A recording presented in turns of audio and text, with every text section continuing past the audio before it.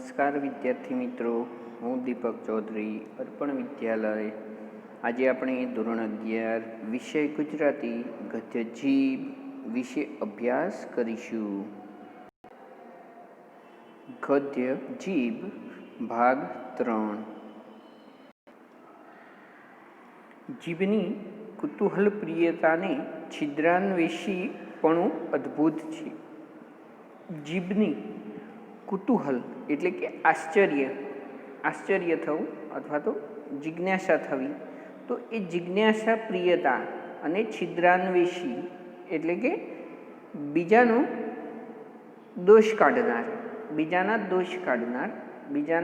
દોષ શોધનારું. અહીંયા જીભને કુતૂહલ પ્રિયતા, જિજ્ઞાસા વૃત્તિ સારી છે અથવા તો જિજ્ઞાસા વૃત્તિ અને બીજાના દોષ કાઢવાની રીત અથવા તો બીજાના દોષ શોધનાર એ જીભ અત્યંત અદ્ભુત છે. અત્યંત અહીંયા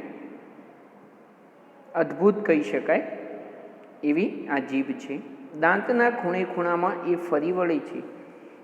એક ઝીણી સરખી કરચ દાંતમાં ગમે ત્યાં સંતાઈને ભરાઈ બેઠી હોય તો તે શોધી કાઢે ત્યારે જ જંપે છે.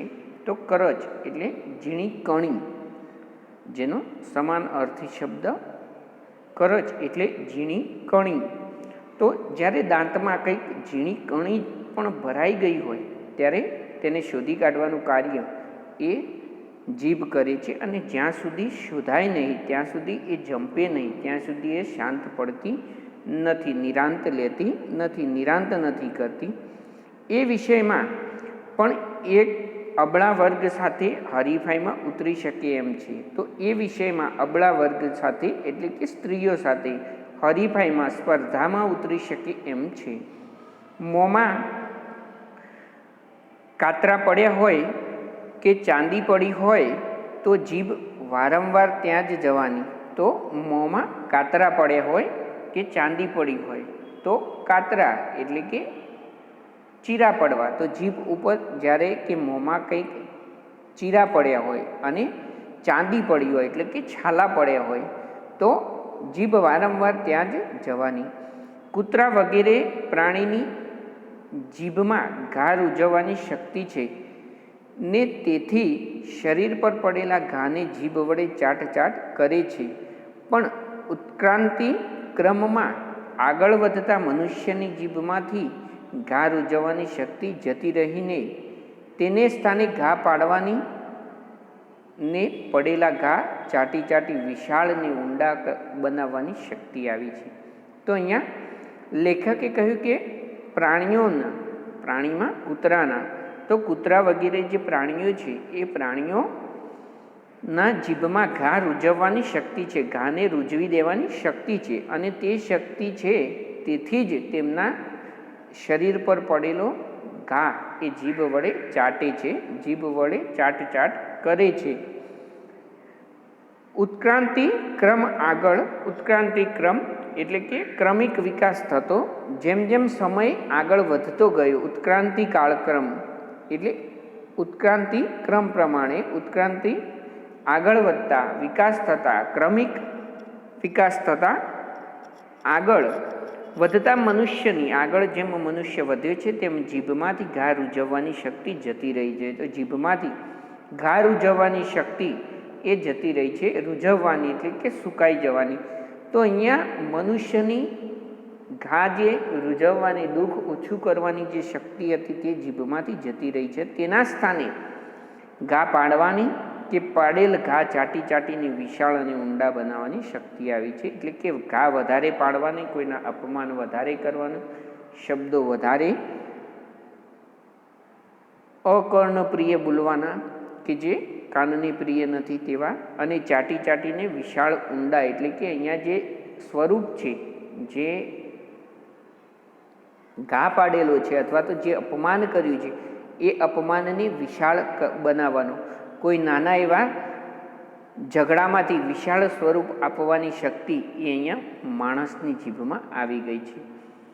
બીજા પ્રાણીઓ કરતાં મનુષ્યનું શ્રેષ્ઠત્વ અને વિશિષ્ટત્વ એની જીભને લીધે જ છે. તો બીજા પ્રાણીઓ કરતાં મનુષ્યનું શ્રેષ્ઠત્વ અને વિશિષ્ટત્વ માણસ શ્રેષ્ઠ છે અને વિશિષ્ટ છે એ માત્ર જીભના કારણે છે. કેમ કે બીજા પ્રાણીઓ અને બીજા પશુ પક્ષીઓને એ અવાજ આપ્યો છે, પરંતુ શબ્દો નથી ઉચ્ચારવા માટે, વાણી નથી.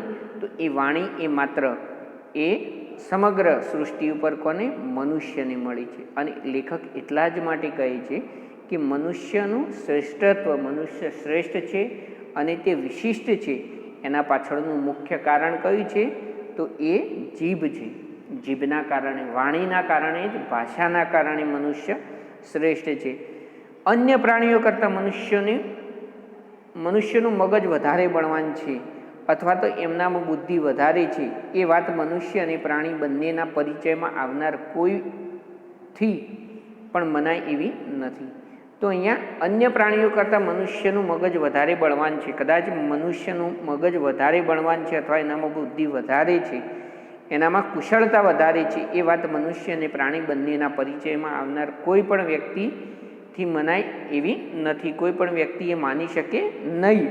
કેમ કે મનુષ્ય અને પ્રાણી બંને વચ્ચેનો પરિચય, બંને વચ્ચેના પરિચય, બંનેને સમજવાની શક્તિ મનુષ્યએ અહીંયા આપણે જોઈ છે કે મનુષ્ય દરેક પ્રાણી સાથે અને પ્રાણી દરેકે મનુષ્ય સાથે વસવાટ કરે છે, પરંતુ એ શ્રેષ્ઠ કોણ છે એ સમજી શકતો નથી. મનુષ્ય કરતાં આંખની બાબતમાં બિલાડી, હાથની બાબતમાં ગોરીલો.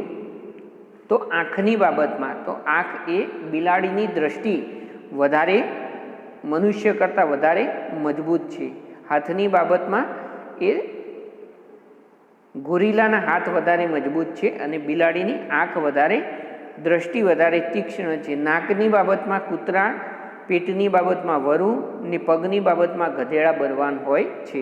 તો અહીંયા લેખક માણસ કરતાં વિશિષ્ટ ઉપમાઓ અથવા તો માણસ કરતાં વધારે બળવાન કયા કયા અંગો અને કયા કયા પ્રાણીઓને અહીંયા સૂચવે છે?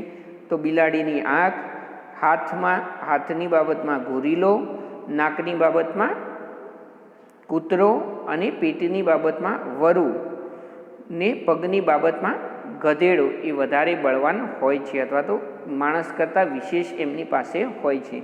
તેમજ બીજા જાનવરોની માફક એને શિંગડા ને પૂંછડી પણ હોતા નથી. તો બીજા જાનવરોની માફક માણસની શિંગડા કે પૂંછડી હોતી નથી.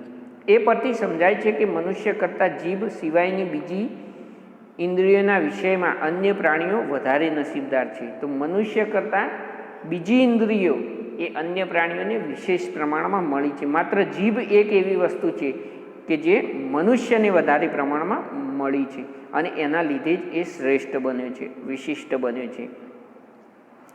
એ પરથી સમજાય છે કે મનુષ્ય કરતાં જીભ સિવાયની બીજી ઇન્દ્રિયોના વિષયમાં અન્ય પ્રાણીઓ વધારે નસીબદાર છે. મનુષ્યનો ખરેખરો વિકાસ જીભના વિષયમાં થયો છે. કીડી, મકોડા, વંદા આદિને જીભ હોતી જ નથી. તો અહીંયા કેટલાક પ્રાણીઓને જીભ હોતી નથી. તો કયા પ્રાણીઓને જીભ હોતી નથી? કીડી, મકોડા, વંદા આદિને વગેરેની જીભ હોતી નથી, એવું લેખક અહીંયા સૂચવે છે. સુખ દુઃખના ધ્વનિ પણ એનાથી કાઢી શકાતા નથી. તો સુખ દુઃખના ધ્વનિ, અવાજ, સુખ અને દુઃખના અવાજ એ પણ આ કીડી, મકોડા અને વંદા એ કાઢી શકતા નથી. બિલાડા, કૂતરા આદિ પશુઓને જીભ હોય છે, પણ એ માત્ર અમુક પ્રકારના ધ્વનિ કાઢી શકે છે. તો બિલાડા, કૂતરા આદિ વગેરે પશુ પક્ષીઓને જીભ હોય છે, પણ માત્ર અમુક પ્રકારના અવાજ જ એ કાઢી શકે છે.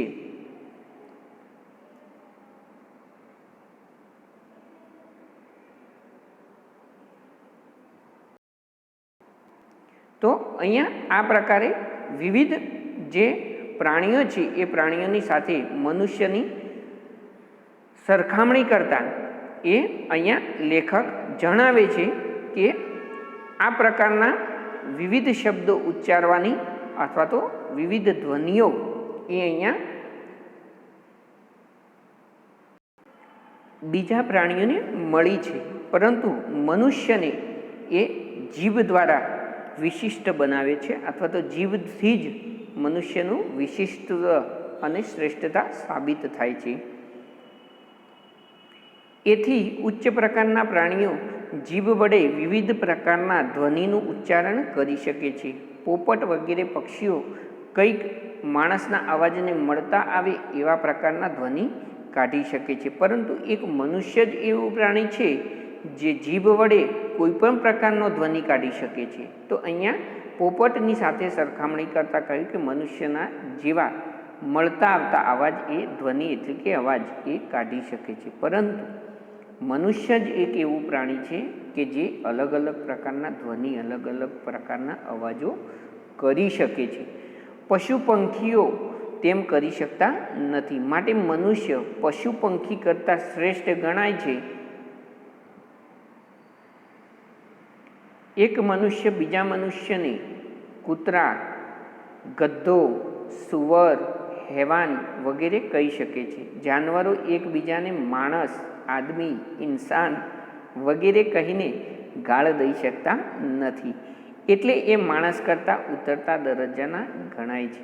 તો અહીંયા મનુષ્ય એ બીજા મનુષ્યને કૂતરા, ગધો એટલે કે ગધેડા, સુવર, હેવાન, રાક્ષસ આ બધા શબ્દો ઉચ્ચારી અને એ અપશબ્દો બોલી શકે છે, પરંતુ બીજા જાનવરો જે છે તે માણસ, આદમી અને ઇન્સાન વગેરે કહી અને એકબીજાને એ અપશબ્દો કહી શકતા નથી, એટલે એ માણસ કરતાં ઉતરતા દરજ્જાના ગણાય છે.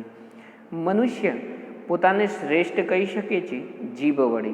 તો મનુષ્ય પોતાને શ્રેષ્ઠ શેના વડે કહી શકે છે? જીભ વડે. બીજું કોઈ પ્રાણી પોતાને શ્રેષ્ઠ કહી શકતું નથી. એ જ બતાવે કે મનુષ્યની શ્રેષ્ઠતા એની જીભને લીધે જ છે. તો અહીંયા લેખકે મનુષ્યની શ્રેષ્ઠતા એ એના જીભને લીધે છે. શા પરથી કહ્યું છે? તો ઉપર આપણે જોયું એ મનુષ્ય અને પ્રાણીઓના જે પણ વસ્તુમાં અથવા તો જે પણ અવયવો, જે પણ ઇન્દ્રિયોમાં તફાવત છે, તફાવતના આધારે અહીંયા લેખકે મનુષ્યની શ્રેષ્ઠતા એ જીભ દ્વારા છે એ સાબિત કરીને બતાવી છે. સમયને સંજોગોને અનુકૂળ થઈ જવાની જીભની શક્તિ પણ સ્ત્રીના જેટલી જ છે. તો અહીંયા સમય સંજોગ અનુકૂળ થઈ જવાની, સમય અને સંજોગ સાથે, સમય જે હોય એ પ્રમાણે, સંજોગ એટલે કે જે પ્રમાણેનું વાતાવરણ હોય, જે પ્રમાણેનું અનુકૂળતા હોય, જે પ્રમાણે ત્યાં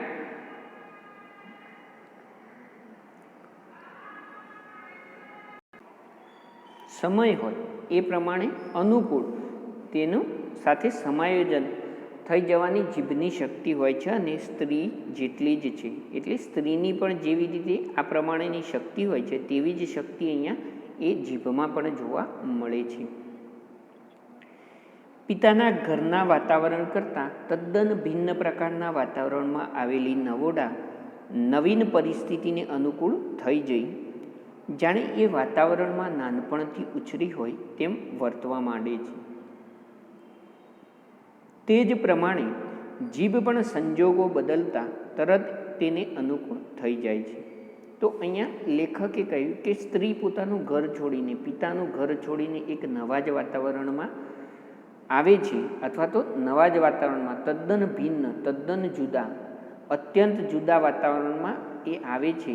નવોડા એટલે કે નવપરિણીત સ્ત્રી, નવવધુ શબ્દ સમૂહ માટે એક શબ્દ નવોડા એટલે કે નવપરિણીત સ્ત્રી, અને સમાનાર્થી નવોડા એટલે કે નવવધુ. તો એ અહીંયા નવોડા જે નવપરિણીત સ્ત્રી છે એ નવોડા નવપરિણીત સ્ત્રી બીજા વાતાવરણમાં પરિસ્થિતિને તે અનુકૂળ થઈ જાય છે, પરિસ્થિતિ સાથે એ સમાયોજન સાધે છે. એ જ વાતાવરણમાં નાનપણથી ઉછરી હોય એવી એ પ્રકારનું વર્તન કરવા માંડે છે. તે જ પ્રમાણે જીભ સંજોગો બદલાતા તરત જ તેને અનુકૂળ થઈ જાય છે. સુધારકો પર તીવ્ર બાણ વરસાવતી જીભ સંજોગોમાં ફેરફાર થતાં જ તરત જ સુધારકની પ્રશંસા કરવા મંડી પડે છે. તો અહીંયા સુધારકો એટલે અહીંયા જે સુધાર કરનારા છે, સુધારકો છે, એ સુધારકો જીભની પરિસ્થિતિ અથવા તો પ્રશંસા. તો જ્યારે સુધારકો પર તીવ્ર બાણ વરસાવવા એટલે કે અત્યંત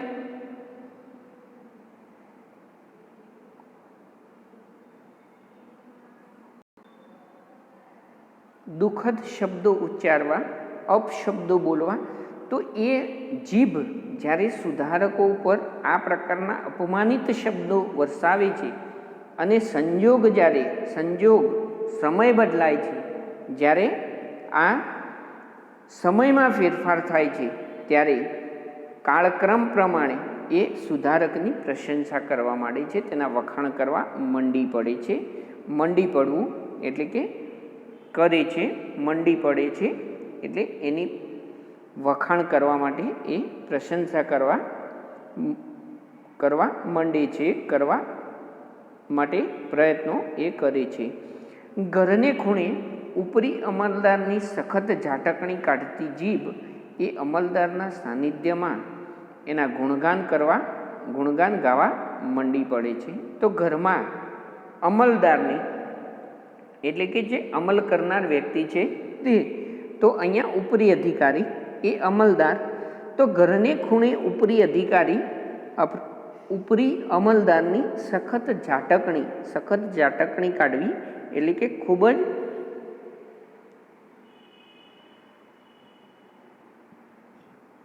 જ પ્રમાણમાં અપશબ્દો બોલવા. તો સખત એ અપશબ્દો અથવા તો એમના વિશેના કટુ વચનો એ કાઢતી જીભ, આ જે જીભ છે એ એમના વિશેના ખરાબ શબ્દો બોલતી હોય અને એ જ અમલદારના સાનિધ્યમાં, એમના સહવાસમાં, સાનિધ્ય એટલે કે સહવાસ એમની સાથે હોય ત્યારે ગુણગાન ગાવા મંડી પડે છે. તો એ જ જીભ ગુણગાન ગાય છે.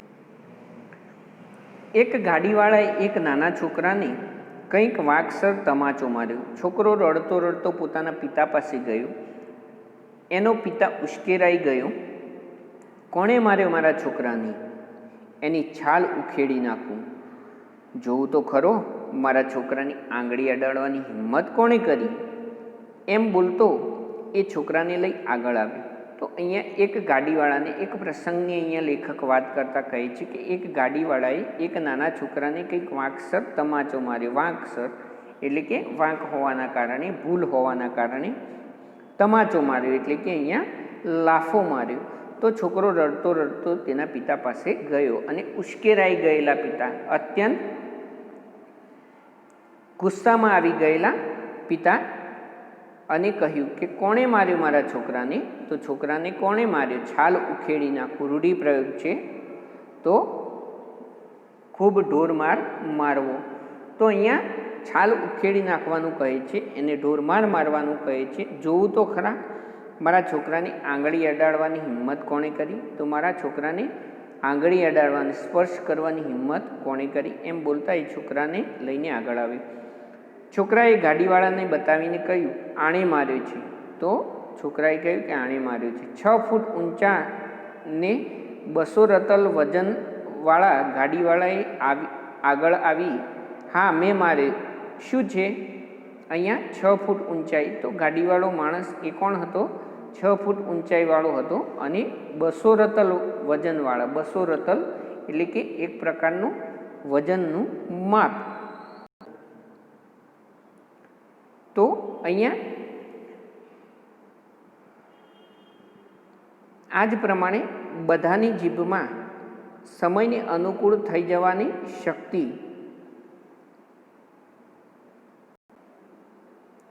તો અહીંયા એક તમાચો શું કામ માર્યો? મારવાતા ને 2-4, મારા દેખતા મારો બીજી એક થાપટ. આ જ પ્રમાણે બધાની જીભમાં સમયને અનુકૂળ થઈ જવાની શક્તિ રહેલી છે. જેનામાં એ શક્તિ વધારે વિકસિત તેટલા પ્રમાણે તે વધારે પ્રતિષ્ઠા સંપન્ન, સમજુ અને શાણો ગણાય છે. તો અહીંયા કોણ સમજુ અને શાણો માણસ ગણાય છે? તો જેની જીભમાં સમયને અનુકૂળ થવાની શક્તિ વધારે છે તે પ્રતિષ્ઠા સંપન્ન અને શાણો ગણાય છે. તે જ પ્રમાણે અહીંયા લેખકે સરસ મજાના ઉદાહરણ દ્વારા સમજૂતી આપતા રમૂજ પણ ઉત્પન્ન થાય કે જે માણસ એ મુશ્કેલીમાંથી બચવાનો પ્રયત્ન કરે છે એ જીભ દ્વારા પણ કરી શકે છે. એટલા જ માટે જીભને વધારે મહત્ત્વ આપવામાં આવ્યું છે. તો વ્યક્તિના શરીરમાં જીભનું અત્યંત વિશિષ્ટ સ્થાન રહેલું છે.